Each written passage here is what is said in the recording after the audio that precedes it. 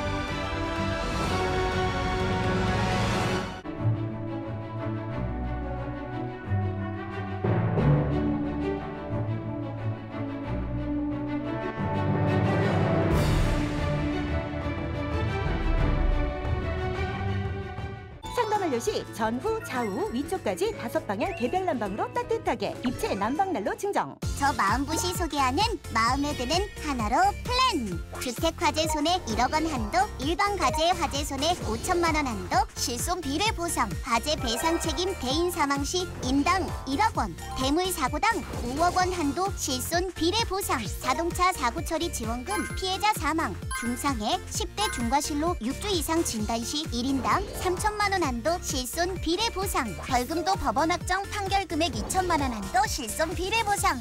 정식 기소 시 자동차 사고 변호사 선임 비용 건당 500만 원 한도, 실손 비례 보상. 운전 중 중증 자동차 사고 부상, 상해 1, 2 성급 500만 원. 아파도 다쳐도 응급, 비응급 가리지 않고 응급실 내원 진료비 5만 원씩 보장.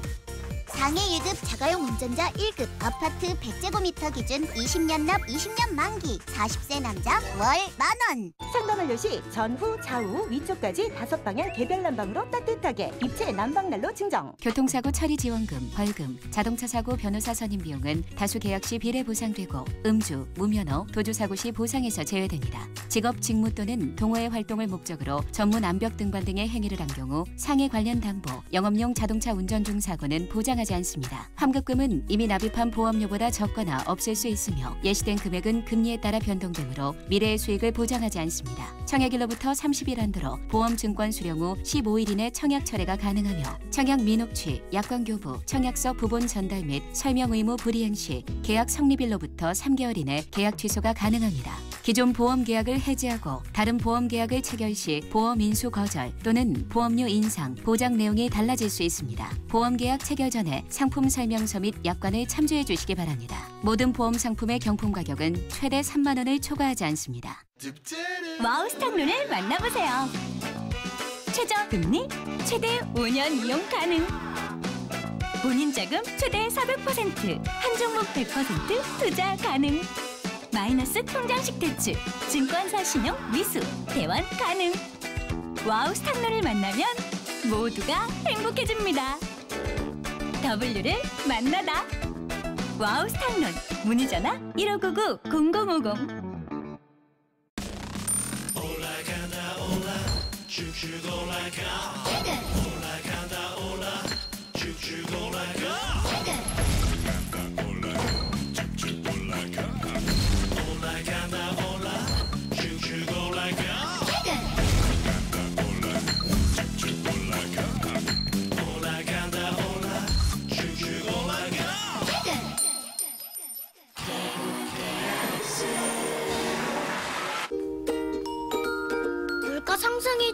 아니네. 용돈만 안 올라. 저 때가 좋았지. 누구랑 또 게임했어? 우리 삼촌 요즘 놀잖아. 청년 실업이 문제야. 기사 봤어? 비만이 문제라며? 등산도 다녀야 되나? 세상을 읽는 작지만 커다란 습관. 한국경제신문. 겉으로는 깨끗해 보이지만 집안 곳곳에서 눈에 보이지 않는 초미세먼지가 끊임없이 생기고 있죠. 우리 집 초미세먼지 울파 필터가 답이다. 울파로 숨 쉬다. 청운아이스 울파 공기청정기.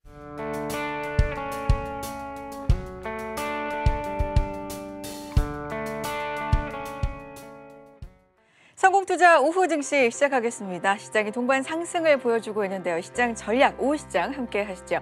자, 오늘 WTI 유가 급락 속에서 투자 힌트를 찾아보겠습니다. 7%대 급락한 유가 속에서 우리는 투자 전략을 어떻게 세워봐야 될까요?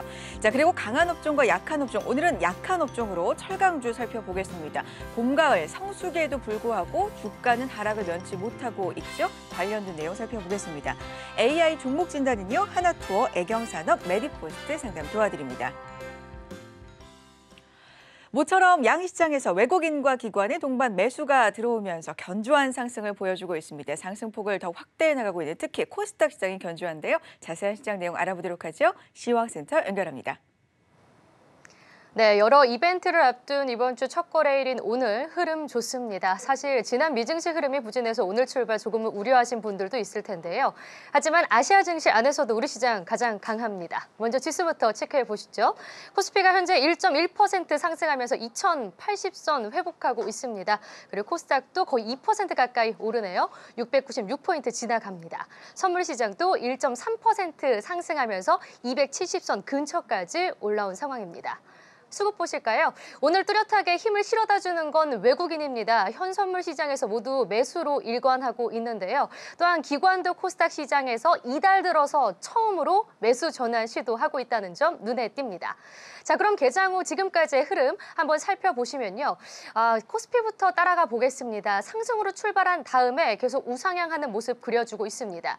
고점을 높여가는 건데요. 장중 2080선 회복하기도 했습니다. 시가총액 상위주 안에서도 강한 흐름을 보여주는 종목들이 지수 상승을 견인하고 있는데요. 현재 계속해서 2080포인트 지나가면서 1% 상승 보여주고 있습니다. 자, 그럼 코스닥 흐름도 보겠습니다. 오늘 매수세가 많이 들어오는 쪽은 엔터입니다. 엔터 3사들이 강한 상승을 보여주는 가운데 제약주들의 흐름도 양호한데요. 상승으로 출발한 코스닥 계속해서 고점을 높여가고 있습니다. 700선 근처까지 지금 움직이려는 모습 포착이 되고 있고요. 현재도 2% 가까이 1.94% 상승 흐름 나타냅니다. 마감까지 흐름 계속 체크해 보셔야겠습니다. 업종별 흐름도 보죠. 국제유가가 7% 넘게 급락하면서 배럴당 $50까지 내려왔습니다. 이에 따라서 수혜를 받는 업종, 또 타격을 입는 업종 극명하게 나뉘는데요. 항공과 화학주, 전기가스업은 오르고요. 정유주는 부진합니다. 일단 지금 서비스업이 2.6% 상승, 유통업이 1.24% 상승세 나타내고요. 한국전력이 상승하면서 전기가스업이 거의 4% 가까이 오름세 보여주고 있습니다. 화학도 1% 오름세고요. 음식료품도 2.3% 강세입니다. 빠지는 쪽은 오늘 포스코가 좀 부진하면서 철강금속이 1.64% 밀리고 있습니다. 코스닥 업종도 보시면요. 오늘 셀트리온 3위방이 크게 오르는 가운데 코스닥 제약주들의 흐름이 좋습니다. 지금 코스닥 전업종 빨간불을 켜고 있는 상황인데요.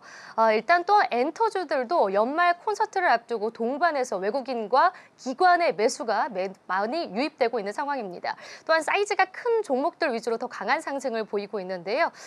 일단 지금 방송 서비스 0.68%, 0.86% 상승이고요. 제약이 2.28% 강세입니다. 그리고 IT 부품이 1.44%, 반도체도 1.34% 오름세 보여줍니다. 외환시장 흐름도 보실까요? 원달러 환율 장중에 하락으로 전환했습니다. 국내 지수가 상승하면서 원달러 환율은 반대로 방향을 잡아가는 건데요. 현재 1원 70전 빠지면서 1128원 80전에 거래되고 있습니다. 특징적인 종목들도 체크해 보면요. 네이버가 요즘 바닥에서 계속 들썩였죠. 그런데 오늘은 급등하고 있습니다. 뚜렷한 이슈가 있다기보다는 투자 심리가 살아나면서 저가 매수가 더 강하게 유입되는 건데요. 외국인과 기관 동반 매수 들어오면서 장중에 9% 넘게 오르기도 했고요. 현재도 7.89% 상승하면서 12만 2,500원에 진행되고 있습니다. 다음은 포스코 보겠습니다. 오늘 상승하는 종목들이 현저하게 더 많은 가운데 포스코는 연중 신저가를 기록했습니다. 최근 5거래일 동안 계속 하락세인데요. 오늘은 외국인과 기관의 동반 매도가 비교적 강하게 들어오고 있습니다. 현재 주가도 3% 넘게 좀 저점을 낮춰가고 있는 상황입니다. 하락이고요. 23만 9천 원에 거래됩니다. 네, 이 시각 시장 상황 살펴봤습니다.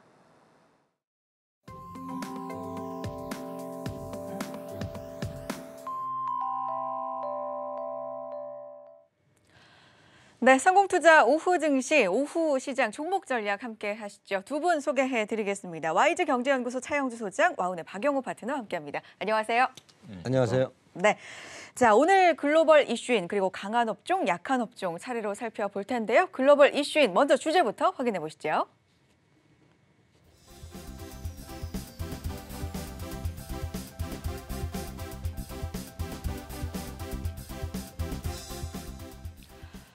네, 유가 급락 투자 힌트 찾아보겠습니다. 유가가 지난 현재 시간 23일 7.7% 급락을 했습니다. WTI 기준인데 지금 50달러도 위협하고 있는 상황입니다.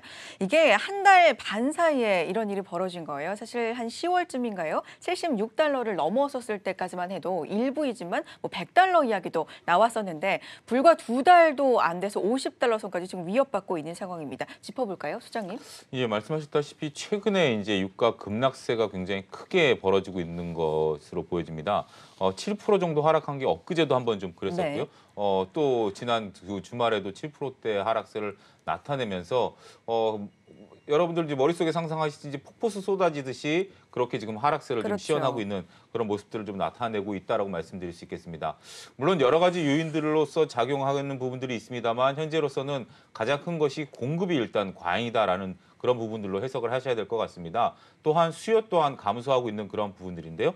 수요 같은 경우는 글로벌 저성장 시대에 접어들면서 수요가 늘지 않고 있는 상황에서 현재 공급이 상당히 많이 늘어나고 있습니다. 현재 1위의 산유국은 러시아고요. 2위의 미국 2위까지 치고 올라왔습니다. 여기에 사우디가 현재 3위의 산유국 모습들을 좀 나타내고 있는데 현재 지금 잘 아시다시피 트럼프 대통령 같은 경우는 유가를 지금 낮추는 방향으로 계속해서 좀 얘기를 하고 있는 상황입니다.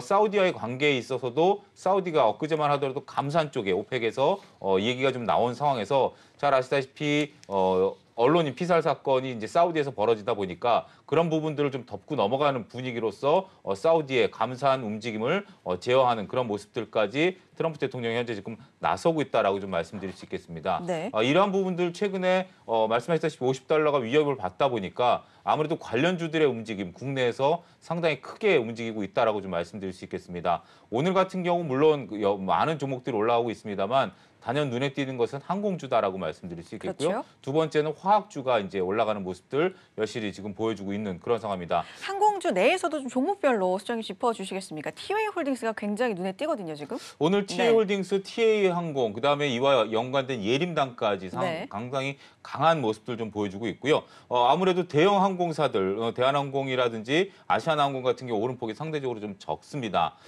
최근에 나온 뉴스가 이제 에어부산이 이제 곧 상장될 것으로 판명이 났죠. 이에 따라서 LCC에 대한 새로운 관심권들 현재 좀 들어오고 있는 상황이고 제주항공 같은 경우도 새로운 항공기 도입에 대한 이슈도 있고요.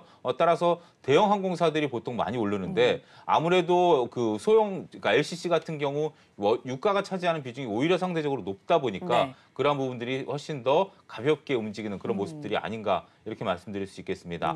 반면에 피해주라면 오늘 S-오일이 지금 3%대 밀려가고 있고요. 포스코 대우라든지 이런 자원개발주들 이런 것들이 또한 3%대 하락세를 나타내고 있습니다. 전반적으로 정유주나 그다음에 자원개발 이런 직접 석유를 다루는 업체들 같은 경우는 상대적으로 지금 약세를 나타내고 있다 이렇게 좀 말씀드릴 수 있겠습니다. 알겠습니다.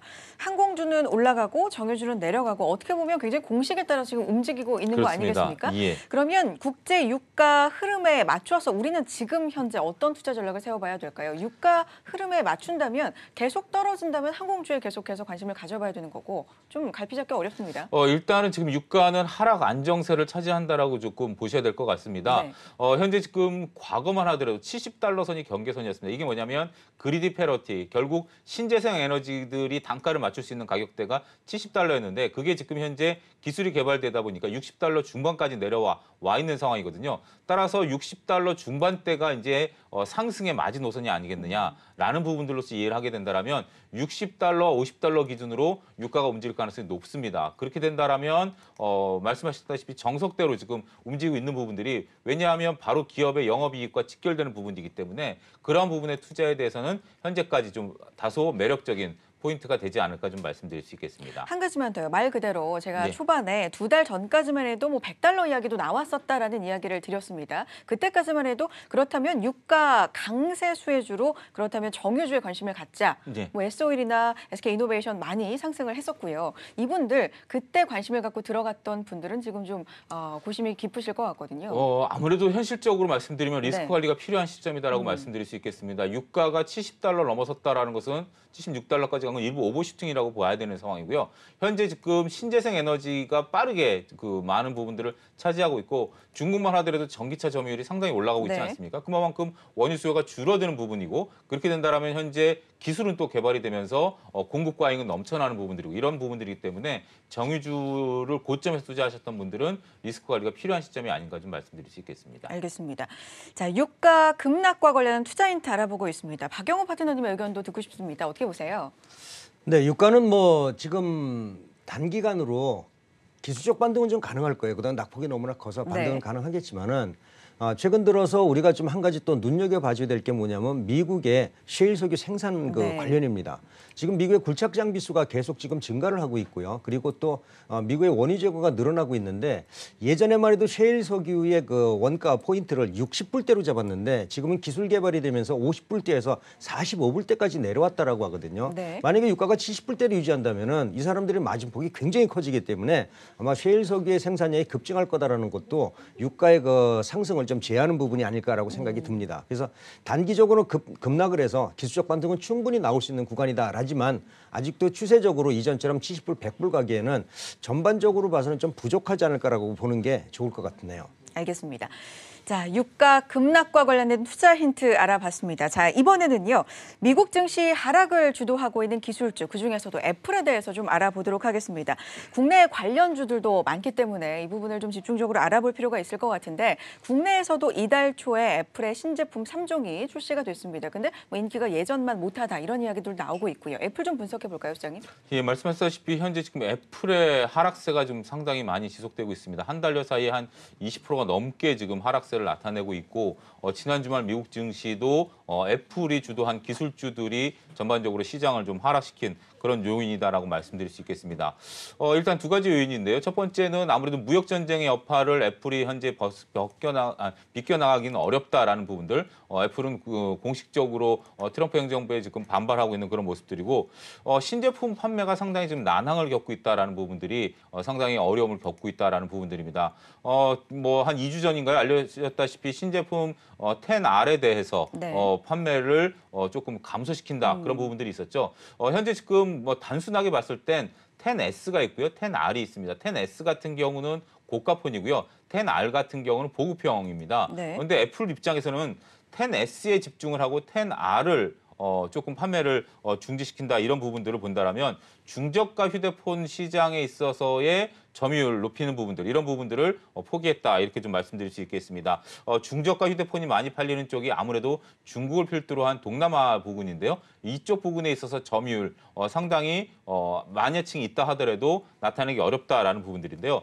이러한 부분들이 좀 그 테슬라와 좀 다른 영업 전략이다라고 말씀드릴 수 있겠습니다. 결국 그 기업의 CEO가 선택할 수 있는 것은 매출을 증가시켜서 점유율을 시장 점유율을 높이는 것이냐 아니면 상대적으로 점유율은 포기하더라도 영업이익을 늘리는 것이냐 이 두 가지 중에 고심을 해야 되는데요. 네. 테슬라 같은 경우는 현재 지금 중국이 자동차에 대해서 40% 관세를 매기자마자 26% 가격을 다운시켰습니다. 이 부분은 점유율을 유지를 하겠다라는 부분들이거든요. 결국 이익보다는 현재 지금 테슬라 같은 경우는 자동차를 팔아야 영업이익이 그나마 유지가 되는 입장이기 네. 때문에 테슬라 같은 경우는 지금 점유율을 유지를 하겠다라는 부분들인데 애플은 반대로 네. 점유율을 포기하더라도 설사 중저가 휴대폰이 좀 덜 팔린다 하더라도 기존의 영업이익은 그대로 유지하겠다라는 게 애플의 영업 전략인 것 같습니다. 이에 따라서 고가폰 전략을 상대적으로 좀 가져가는 그런 부분들이어서 매출 쪽에 그 관심 있는 테슬라와 영업이익에 관심이 있는 애플이 현재 지금 다른 행보를 보이고 있다. 이런 점들을 좀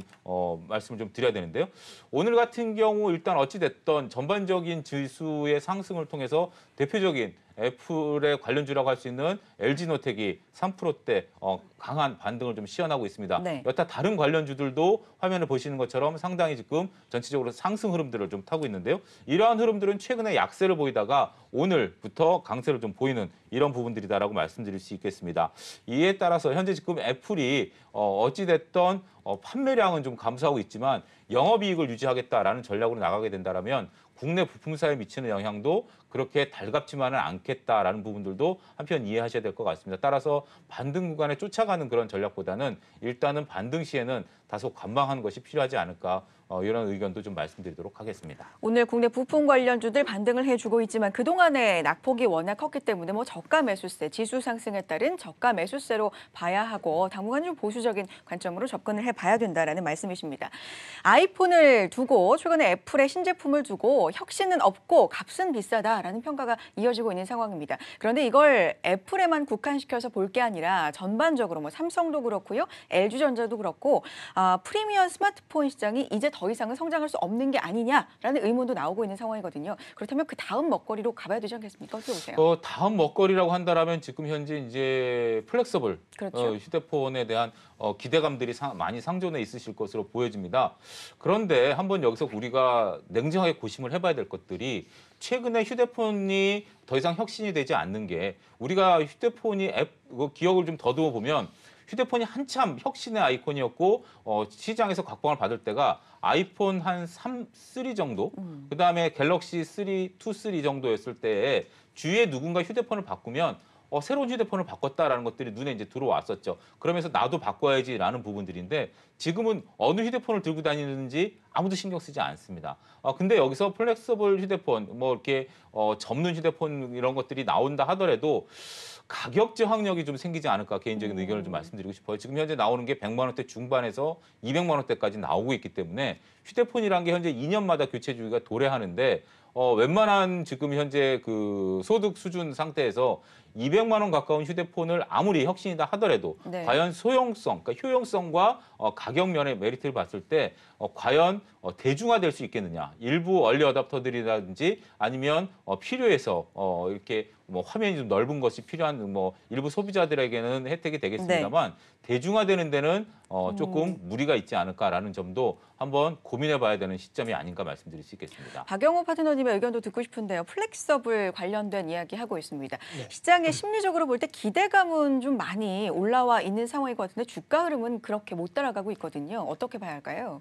사실 휴대폰이 말씀하셨지만은 휴대폰이 새로운 무언가 변신을 꾀야 되는데 이제는 하드웨어로 가는 거는 거의 다 이제 마무리된 것 같아요. 요즘에 들어와서 이제 카메라 모듈이 좀 더 많아지기 때문에 이제 모든 게 이제 카메라 모듈 쪽으로 가고 있는데 여기서도 혁신이 나온다면은 카메라 모듈 이외에는 이제 거의 없다는 얘기거든요. 그랬을 때 이제 폴더블 폰이 나오는데 폴더블 폰은 플렉시블 폰에 대해서는 지금 저도 똑같은 생각이 뭐냐면 과연 200만 원대를 지불을 하고서 그것이 나한테 어떠한 기능을 줄까? 저도 지금 저 휴대폰이 갤럭시 7, 6인데 요즘에 9이 나오더라도 그때 바꿀 생각이 별로 없거든요. 혁신이 없어요. 네네. 그러니까 바꿀 이유가 별로 없었기 때문에 제가 이전에는 어떤 신모델이 나오면 계속 바꾸는 추세들이 있었다라고 보면은 이제는 무언가 새롭게 변해야 되는데 플렉시블 폰에 대해서 기대치는 저도 상당히 높습니다. 네. 하지만 가격만 지금처럼 100만 원대에서 150만 원대로 맞춰준다면은 이건 새로운 혁신이 일어날 게 분명할 거예요. 근데 가격대가 200만 원이 넘는다면 가격대 저항 때문에 사실 시장 점유율은 높지 않을 거다라고 보거든요. 그래서 가격이 어떻게 나오느냐에 따라서 앞으로 휴대폰 업체들의 그 생명과 그다음에 새로운 성장 동력이 달려 있다라고 지금 저는 보고 있습니다. 그래서 가격을 잘 보자. 가격이 싸면은 그때는 우리가 전부 다 집중해서 관심을 가져도 되겠다라는 생각을 지금 하고 있습니다. 고가 전략의 주가에는 그렇게 긍정적인 영향이 못 된다라는 말씀입니다. 자, 미국 시장 기술주 부진으로 해서 전반적인 글로벌 시장의 불안이 지속되고 있습니다. 언제까지 지속될 거라고 보세요? 글쎄요. 당분간 이 추세는 좀 유지가 될 가능성이 높다라고 말씀드릴 수 있겠습니다. 지금 미국 기술주 같은 경우, 우리나라 같은 경우는 올 2월서부터 지수가 조정을 받았습니다만 미국 기술주 같은 경우는 가을 무렵서부터 조정을 받기 시작했기 때문에 그렇게 크게 조정을 받았다라고 보여지기는 어렵습니다. 그동안 꾸준히 올라왔기 때문에 하지만 미국 같은 경우도 현재 경제 전망이 점점 IMF 추세안으로 본다라면 3%대 초반에서 머물러 있는 상황이고 글로벌 경기도 현재 3%대 초반에서 머물러 있는 그런 상황이죠. 이에 따라서 기술주들이 전반적으로 실적 악화에 대한 우려감들 그러니까 계속해서 개선에 대한 우려감들이 사라지게 됨에 따라서 조정을 받고 있다. 이렇게 좀 말씀드릴 수 있겠습니다.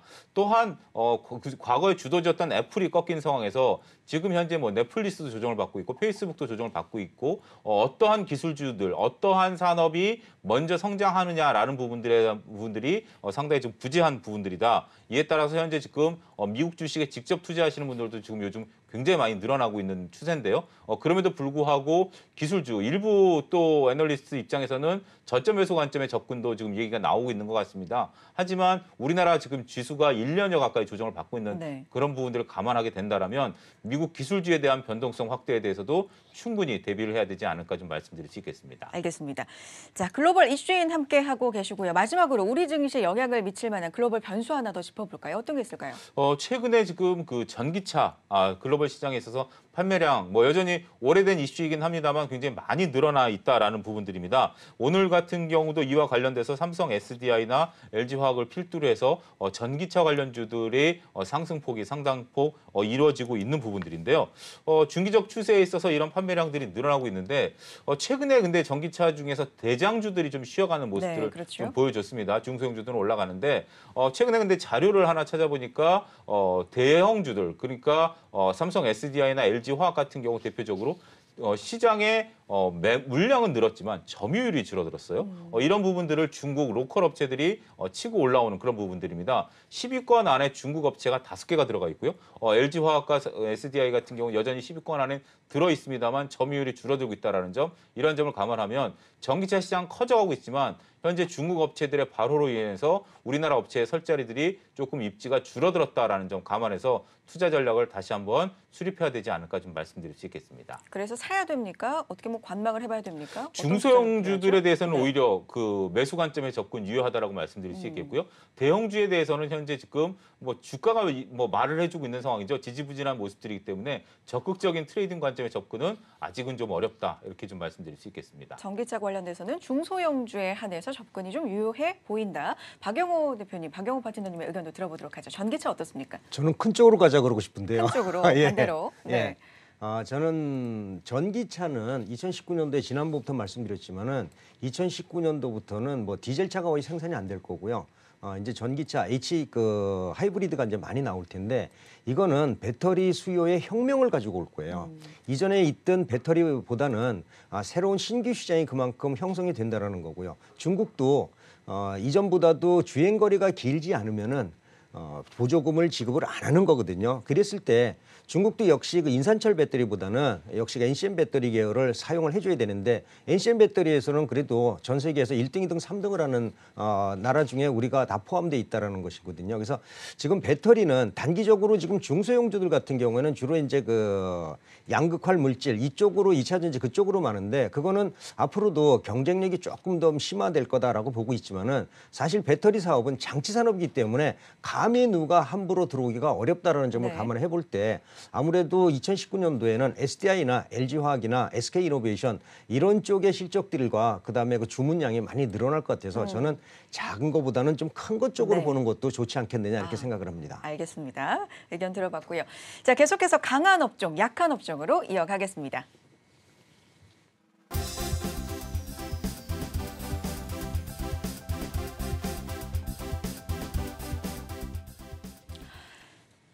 강한 업종, 약한 업종. 오늘은 철강 업종에 대해서 알아보겠습니다. 박영우 파트너께서 준비를 하셨는데 철강 업종을 약한 업종으로 가지고 오신 거잖아요. 예, 그렇죠? 맞죠. 결론적으로 단도직입적으로 약한 업종이지만 계속해서 약하다는 결론입니까? 강해진다는 결론입니까? 저는 강해질 거라는 결론이죠. 네.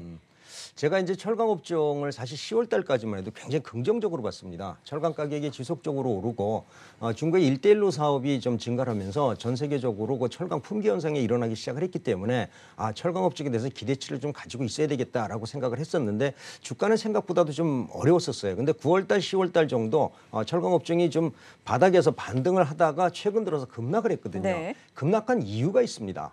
급락한 이유는 뭐냐면은 최근 들어서 철강 가격이 이전에 비해서 막 급격하게 최근에 유가 하락하듯이 지금 급격하게 지금 하락을 하고 있거든요.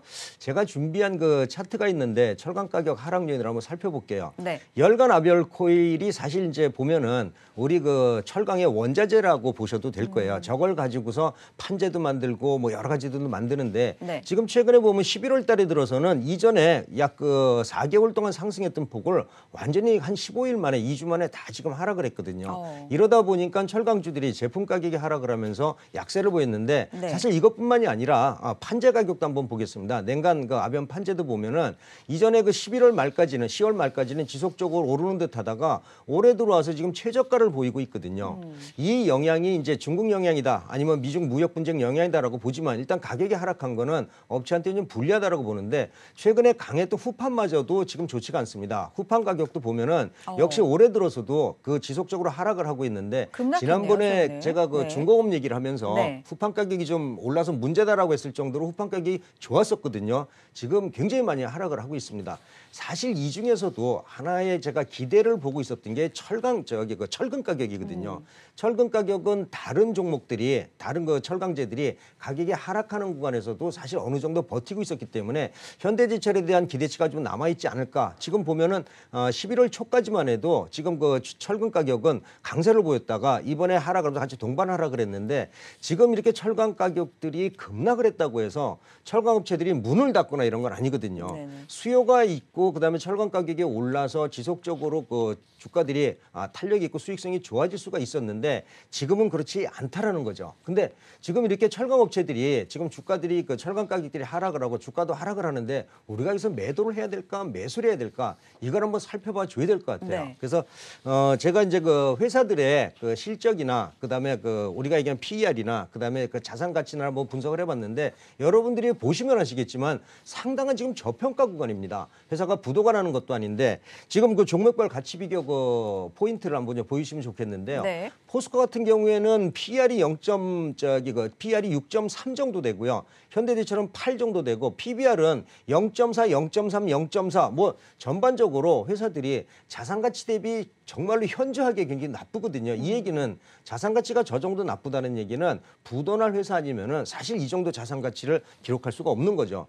PBR도 보면은 철강업체들이 보통 10에서 8 정도를 가져야 되는데 지금 포스코 같은 경우도 6 정도, 그다음에 현대제철은 8 정도 이 정도 보면은 지금 철강주들이 앞으로 실적이 호전되는 걸 감안을 하면은 최근에 철강 가격이 하락하면서 주가가 급락하는 거는 너무나 저평가 구간이다라는 얘기예요. 그래서 우리들이 이러한 그 포인트들을 한번 살펴봐 줘야 될 것 같은데 저는 그래서 이거를 종목별로 한 번 더 봐주는 것도 네. 나쁘지 않을까라 지금 보고 있거든요. 좋습니다. 무엇보다도 포스코 오늘 좀 많이들 궁금해하실 것 네, 같습니다. 예, 예. 지금 5거래일째 하락을 하고 있고 계속해서 최고 낮은 수준의 주가를 경신해 나가고 있는 상황입니다. 종목별로 한번 볼까요? 포스코도 네. 보면은 사실 포스코의 그 좋은 그 뉴스와 나쁜 뉴스가 뭐 어느 회사나 다 마찬가지가 있겠지만은 지금 나쁜 뉴스가 있으면은 나쁜 뉴스는 어느 정도 지금 반영이 돼 있는 구간이거든요. 여기에서 이제 좋은 뉴스가 이게 반영이 되면은 주가는 오를 확률이 높을 거예요. 제가 나쁜 뉴스하고 좋은 뉴스를 한번 제가 그 구분을 해봤는데 한번 보여주시면은 제가 잠깐 설명을 드리겠습니다. 네. 자, 포스코는 이전에 10조 원의 투자를 발표하면서 주가가 약세를 보이기 시작을 했어요. 외국인들이 매도하면서 약세를 보였는데 10조 원이면은 포스코의 영업이익이 한 2년치 영업이익이니까 네. 실질적으로 봐서는 포스코가 감당해낼 수 있는 수준이지만 단기간에 5년 만에 영업이익, 2년치 영업이익을 쏟아붓는다는 것은 그 얘기는 뭐냐면 돈을 벌어서 그쪽에다 투자하니까는 실적이 줄어들 수도 있다는 거죠. 그만큼 배당이 떨어질 수도 있다는 거고요. 또 하나는 최근에 철강 가격이 급락을 하면서 좀 어려움을 겪었고요. 이러한 것들은 4분기 실적 부담감이 우려가 되니까 최근 들어서 주가가 이전보다도 낙폭이 조금 더 커지는 건데 이것은 그 포스코의 가치를 근본적으로 훼손하지는 좀 못할 거다라고 좀 보고 있거든요. 그래서 만약에 지금 원자재 가격이 유가도 마찬가지지만 원자재 가격이 하락하는 거는 지금 미중 무역 분쟁 그 여파가 상당히 좀 크다고 보고 있는데 포스코에 대한 투자 포인트는 뭐냐면요.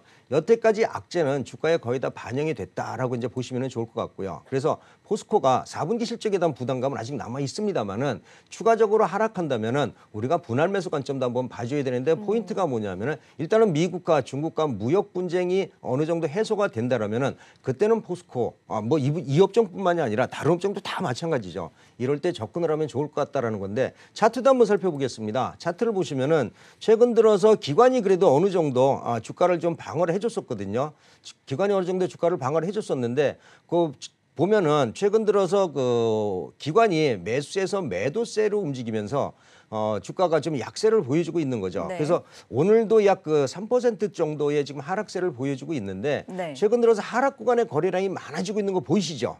최근 들어서 이 구간대에서 저 10월 달, 9월 달부터 하락 구간의 거래량이 많아지는 거 보이고 있는데 이 얘기는 손바뀜이 계속 되고 있다라는 얘기입니다. 여기에서 거래량이 줄어든다면은 여러분들이 관심을 한번 가지시면 좋을 것 같고요. 지금 아래에서 두 번째가 기관의 수급인가요? 예, 지금 밑에서 그 기관들이 파란 거 보이시면은요. 지금 마이너스 150이라고 돼 있는 게 아마 기관의 수급인 것 같은데 저거 그림보다도 그냥 차트를 바로 보이셔도 좋은데 지금 이 정도 구간에서는 여러분들이 한번 그 포스코에 대해서 부정적인 측면보다도 이번에 미국과 중국 계약 그다음에 무역 분쟁만 해결된다라는 점을 감안해 보면은 이제는 저점에서 한번 매수도 해봐도 되겠다라는 생각이 좀 들고요. 또 다른 종목도 한번 살펴보도록 해볼게요. 현대제철 볼까요? 그래요. 현대제철 한번 보시자고요. 현대제철은 포스코하고 조금 좀 다른 국면이 있습니다. 그동안에 주가가 하락한 거는 현대제철이 이번에 그 임금 그 소송에서 패소를 하면서 그거를 그 비용에다가 정산을 하면서 3분기 실적이 굉장히 나빠졌거든요. 그 주가도 하락을 했고요. 또 역시 사실 현대제철 같은 경우에는 판재 비중이 상당히 많은데 이 판재의 많은 분량이 어디로 가고 있냐면 현대차로 가고 있습니다. 그러니까 현대차가 매출이 줄어들고 있기 때문에 현대차가 조금 좀 어렵다라는 관점에서 지금 현대제철도 전반적으로 좀 부족하거든요. 자, 현대제철의 약세 요인을 한번 보면 3분기 실적이 부진했다는 것은 방금 설명을 드렸지만은 일단은 그 비용을 감세를 했기 때문에 좀 부족했는데 4분기는 흑자 전환은 100% 될 거다라고 보고 있는 거죠. 그리고 또 하나 최근 철강 가격이 하락했는데 현대차가 발목을 잡고 있어요. 현대제철은. 그래서 현대제철은 일단 철강 가격이 반등할 거다라고 지금 보고 있으니까 철강 가격이 반등하는 거 보고요. 현대차가 아마 10월 달에서 11월 달 자동차 판매량이 좀 늘어날 것으로 생각을 하고 있습니다. 그래서 현대차의 11월 달 자동차 판매량이 늘어난다면은 그때는 현대제철도 반등이 가능할 거다라고 지금 보고 있습니다. 이제 11월 달 되면 11월 달 현대차 판매 물량 발표가 이제 며칠 안 남았으니까 이제부터는 이러한 그 현대제철에도 관심을 가져줘야 될 것 같고요. 역시 미국과 중국의 무역 분쟁의 결과에 따라서 주가가 반등할 거라는 포인트도 한번 보시면 좋을 것 같아요. 이어서 동국제강 빠르게 보도록 하죠. 어떻게 보십니까? 동국제강이 좀 어려웠죠. 동국제강은 사실 그 철강 본업도 어려웠지만은 브라질의 그 합자회사가 있는데 합자회사 그 적자에 그 계속 나면서 그 지분법이 반영이 되면서 굉장히 어려웠는데 이번에 3분기하고 4분기 실적은 그 좋아질 거라고 보고 있습니다. 지금 브라질 그 CSP 그 철강 회사가 흑자 전환을 했고요. 그 다음에 3분기는 훨씬 더 좋은 실적이 나왔고 4분기는 더 좋은 실적이 나올 거다라고 얘기를 하고 있거든요. 지금 동국제강은 일반 철강 회사처럼 사실 가격이 내리고 철강 업종이 어려워서 하락한 점도 있지만은 동국제강 같은 경우에는 이번에 철강 그 브라질 자회사가 실적이 호전된다라고 보면은 이제 바닥을 만들 확률이 상당히 높다라는 거예요. 그래서 철강주들은 여러분들이 어렵고 힘들다고 버리시는 것보다는 아까 제가 얘기한 포인트들을 잘 보셔가지고서 이제는 철강주에 대한 관심도 가져야 된다라는 전략을 말씀드리고 싶어요. 이제는 관심을 가져볼 때다. 그럼요. 자, 알겠습니다. 차영주 소장님의 철강업종에 대한 의견도 들어볼까요? 예, 철강업종이 뭐 아무래도 가장 큰 그 경쟁업체인 중국으로 인해서 상당히 그동안 어려웠었던 것도 또한 사실입니다. 있습니다. 하지만 최근에 중국 입장에서 본다라면 업체들을 구조조정을 했고요. 이런 부분들을 통해서 로컬 업체들이 상당히 정리된 것으로 현재 지금 알려지고 있죠. 이에 따라서 박영호 대표님께서 정확히 말씀하셨다시피 철강 가격만 하락세를 멈추게 된다라면 중국에 대한 어떤 경쟁력에 대한 부분들, 이런 부분들로 인해서 국내 철강 업체들의 다시 한번 올라갈 수 있는 그러한 모멘텀을 만들 수 있지 않을까 좀 말씀드릴 수 있겠습니다. 알겠습니다. 관건은 가격 하락세가 어느 정도 멈춰지는지, 미중 무역 분쟁이 어느 정도 합의를 이끌어내는지 이 두 가지에 좀 초점을 맞출 필요가 있을 것 같습니다. YG 경제연구소 차영주 소장, 와훈의 박영호 파트너 함께했습니다. 고맙습니다.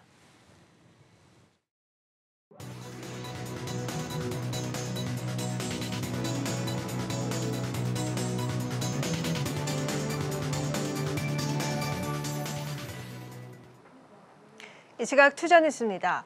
금융당국이 최근 KB증권 등 다수의 국내 증권사를 대상으로 현장 검사에 착수했습니다. 국내 채권 발행 과정에서 시장 가격을 왜곡한 정황을 잡고 검사에 나선 건데 여의도 증권가가 또다시 긴장하고 있습니다. 박승원 기자의 단독 보도입니다. 지난 8월 우리은행과 신한금융지주의 회사채 발행 과정에서 시장 가격을 왜곡했다는 의혹을 산 KB증권. 채권 가격 결정에 참여해서는 안 되는 발행주관사인 KB증권이 다른 중소형 증권사의 참여를 요청한 뒤 유통시장에서 이를 다시 되사오면서 소위 꼼수 논란이 일었습니다. 당시 금융감독원은 내부적으로 KB증권에 대한 자료 검토에 들어갔지만 시장 교란 혐의가 명확하지 않다며 한 발 물러선 상황. 당사자인 KB증권 역시 지점에 수요 문의가 많아 수요 예측 후 유통시장에서 정상적인 수수료를 지급하고 거래한 것이라고 의혹을 일축했습니다. 하지만 최근 금융감독원이 KB증권을 포함한 국내 다수의 증권사를 대상으로 불시 현장 검사에 착수한 것으로 확인됐습니다. 일단 보는 거예요. 전체적으로 한번 보고 그것도 있는지도 확인해 봐야 되고. 금융감독원이 본격적으로 검사에 착수한 만큼 KB증권의 시장 교란 혐의가 인정됐다는 게 지배적인 시각. 여기에 10여 개가 넘는 다른 증권사들까지 검사에 나서면서 KB증권은 물론 다른 증권사들도 노심초사하고 있습니다. 올해 들어 증권업계에 잇따른 사고로 궁지에 몰렸던 금융감독원이 이번 회사채 불시 검사를 계기로 사소한 부분까지 문제 삼을 수 있다는 우려 때문입니다. 이 가운데 KB증권의 경우 올해 7월 직원의 고객 휴먼 계좌 횡령 사건이 발생하면서 발행어음 3호 증권사 신청을 연기했는데 이번 회사채 시장 교란 혐의가 인정되면서 또다시 발목이 잡혔다는 진단입니다. 지금 계속해서 KB증권과 관련된 이런 사안들이 발생을 하고 있는데 이런 부분들은 결국은 기업에 있어서 굉장히 부정적인 영향을 가져올 가능성이 크다고 볼 수도 있습니다. 초대형 ID 사업과 관련된 새로운 영업들을 진출을 해야 될 텐데 결국은 이런 것들이 그러한 사업을 일정 기간 지연시키는. 올해 주식시장 약세로 실적에 먹구름이 낀 국내 증권업계. 금융당국의 연이은 검사에 경영활동이 위축될까 우려하고 있습니다. 한국경제TV 박승원입니다. 최근 주주 가치를 높이는 차원의 자사주 소각 러시가 이어지고 있습니다. 증시가 좀처럼 반등하지 못하는 가운데 상장사들이 주가 부양을 노리겠다는 건데 정작 그 효과는 크지 않을 것으로 전망하고 있습니다. 김원규 기자의 보도입니다. 최근 상장사들의 자사주 소각 발표가 잇따라 이어지고 있습니다. 롯데지주가 지난주 1,165만 7천 약 6,600억 원 자사주를 소각하기로 결정했습니다. 같은 날 낙인낙도 81만 3,400만 주를 소각한다고 공시했고 지난 8일에는 두산이 95만여 주를 소각했습니다. 11월 들어 상장사들의 이런 움직임은 장기간 이어지고 있는 조정 장세와 무관하지 않다는 진단입니다. 일반적으로 자사주 소각은 주주들에게 호재로서 주식의 유통량을 줄여 가치가 높아지거나 배당이 확대되면 주가 상승 요인으로 작용합니다. 지난달 자사주 소각을 발표한 넷마블은 당일에만 16.01% 올랐으며 한라홀딩스와 JYP엔터도 자사주 소각 효과를 톡톡히 봤습니다. 그러나 최근 변화의 움직임이 감지되고 있습니다. 자사주 소각 발표에 따른 주가 상승 기대감이 낮아지고 있기 때문입니다. 실제 지난 21일 자사주 소각을 발표한 롯데지주는 당일 0.7% 떨어지는 데 이어 다음날 2.12% 추가 하락했습니다.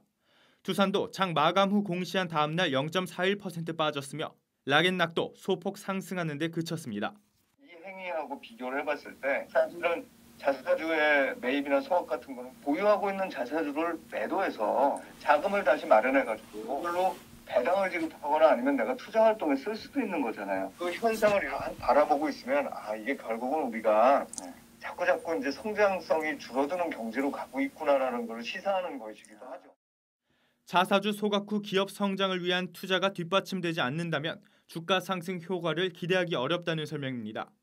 일각에서는 상장사들의 내년 실적에 대한 우려감이 이미 커진 가운데 임기응변식의 주가 부양책은 투자 심리를 개선시키기 역부족이라고 지적합니다.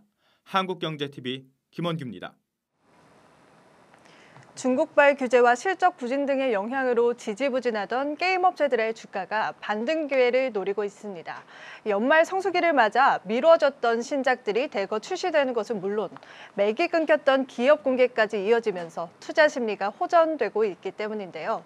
전문가들은 아직까지 중국 수출길이 막혀 있는 상황에서 신작 경쟁이 치열해질 것으로 예상되는 만큼 옥석 가리기가 중요하다고 입을 모읍니다. 방서우 기자입니다. 지난 18일 막을 내린 국내 최대 게임 행사 지스타 2018에서는 대장주 넷마블을 필두로 신작이 대거 공개됐습니다.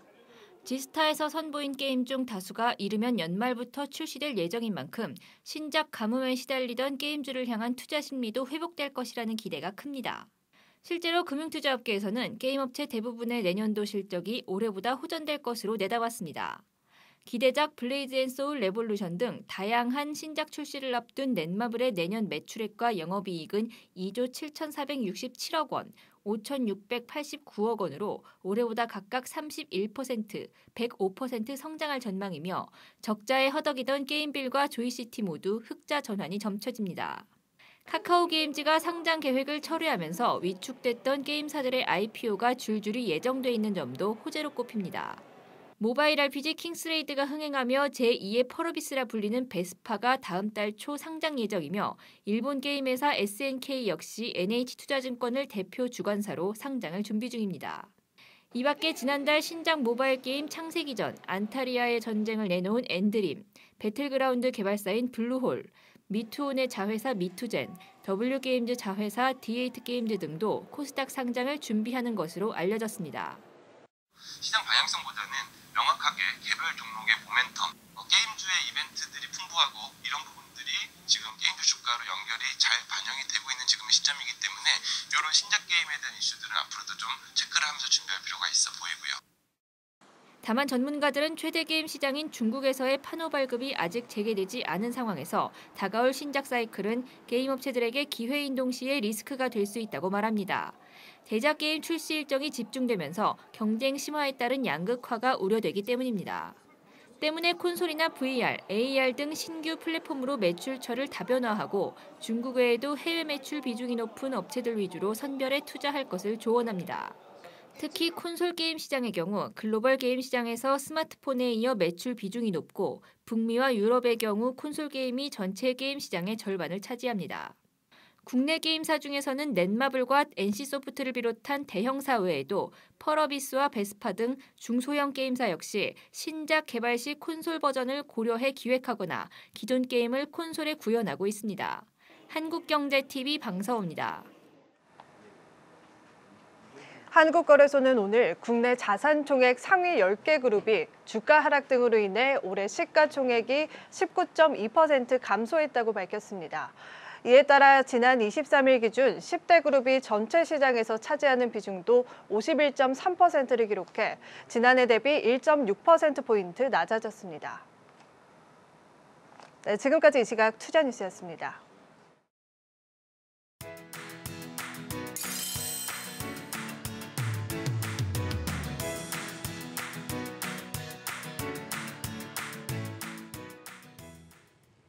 AI 종목 진단 시간입니다. AI 알파고가 보는 종목에 대한 시각과 전문가의 시각 동시에 들어보시는 시간이죠.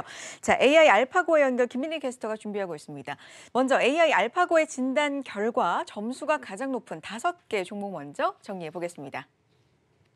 네, 종목 알파고 탑5입니다. 전문가들의 알고리즘을 바탕으로 종합 점수가 가장 높은 종목 5개를 실시간으로 제공하고 있습니다.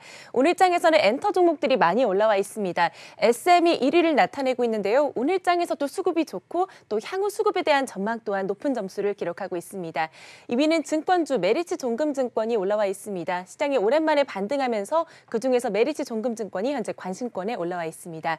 3위는 YG 엔터가 나타나고 있습니다. YG 엔터도 오늘 장 수급이 좋고요. 거래량도 전날보다 꽤 많은 모습 나타내고 있습니다.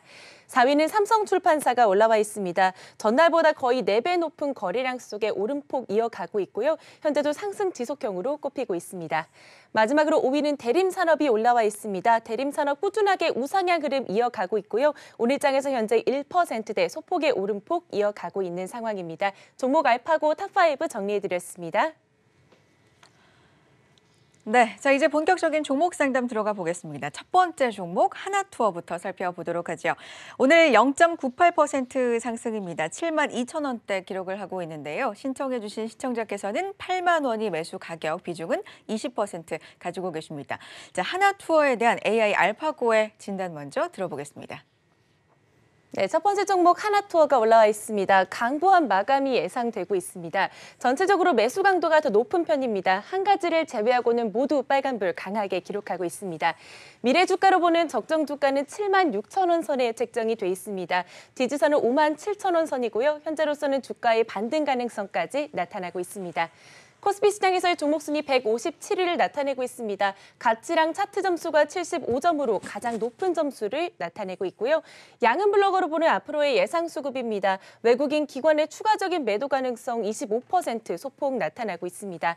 보유 비중 단기적으로는 계속 보유 신호가 들어와 있고요. 장기적으로는 3분의 1의 매도 전략이 제시되고 있습니다.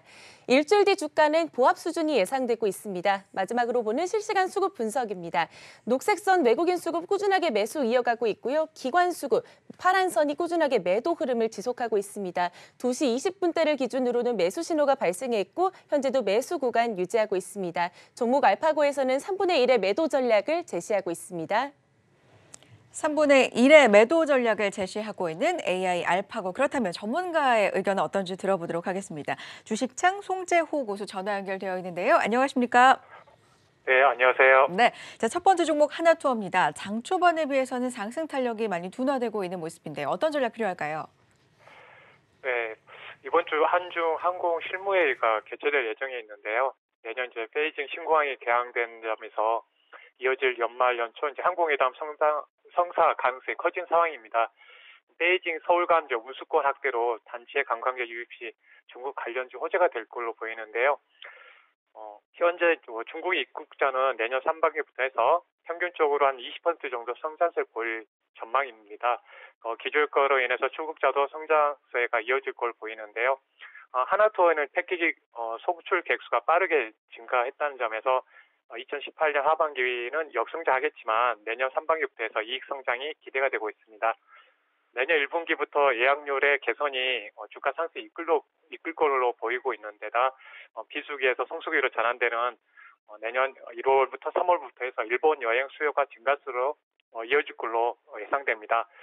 그렇기 때문에 이제 시간이 갈수록 내년 3분기, 내년 하반기로 갈수록 주가 상승 모멘텀이 될 것 같은데요.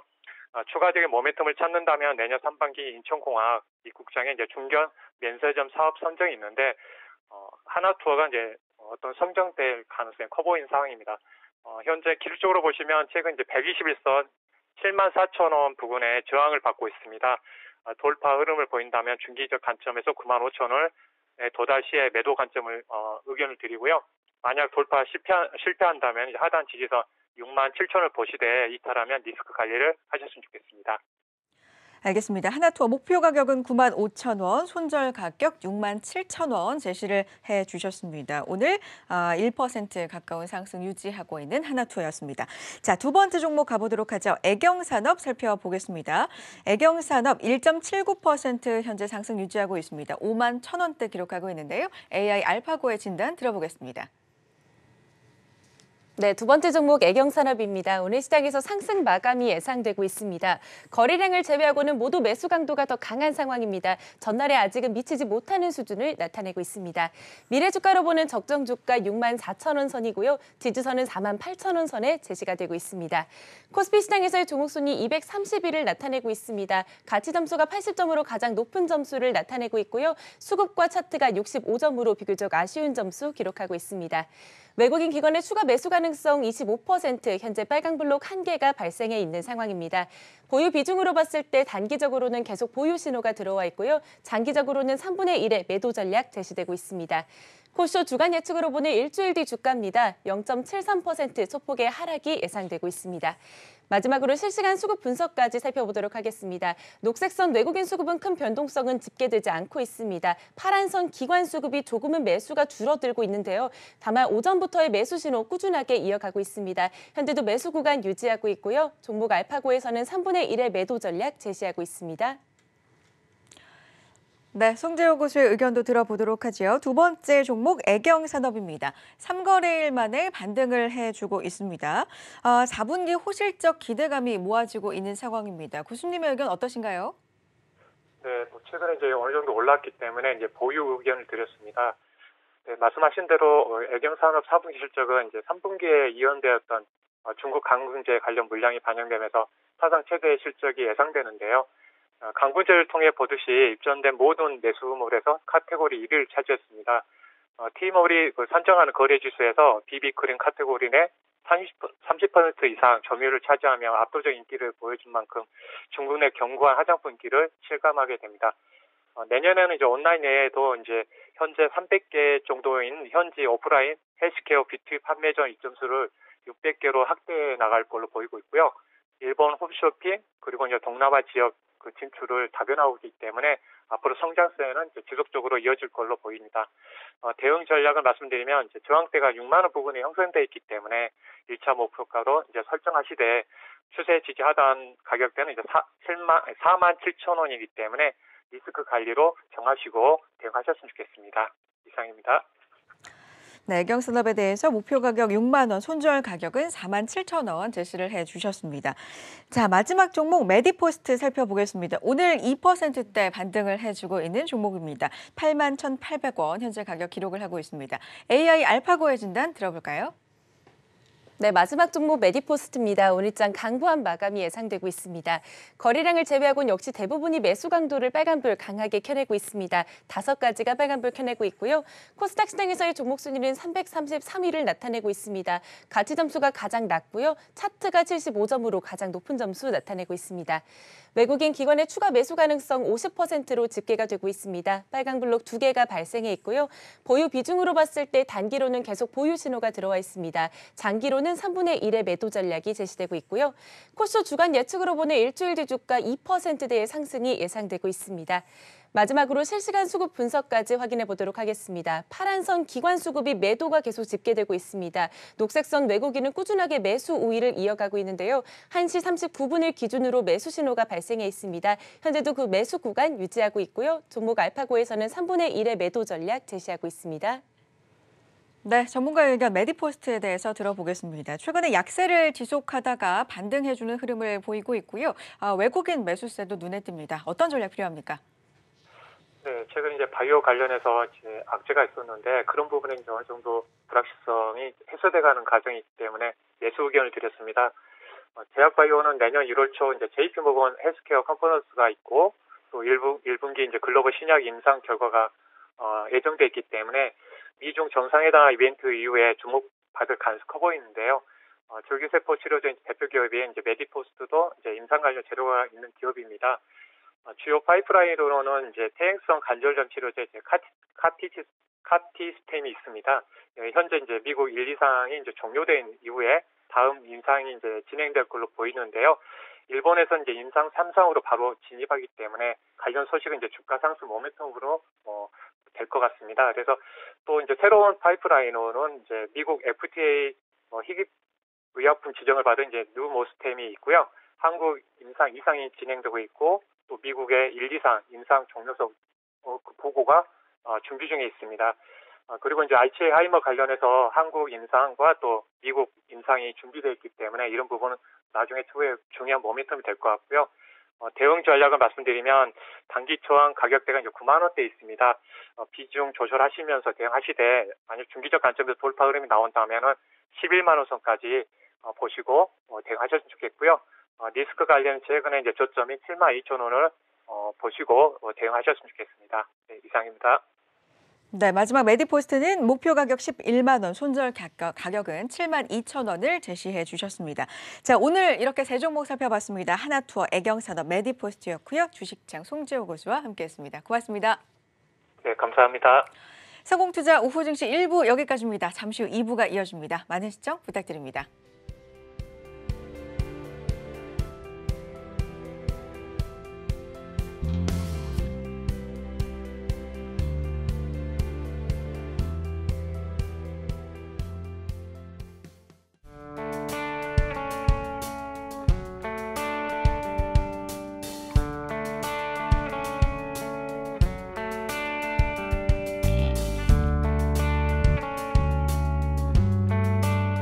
라이나의 최신작 더 간편한 메디칼 건강보험 함께 보실까요? 내 오래 살다 보니 별일을 다 겪는구나.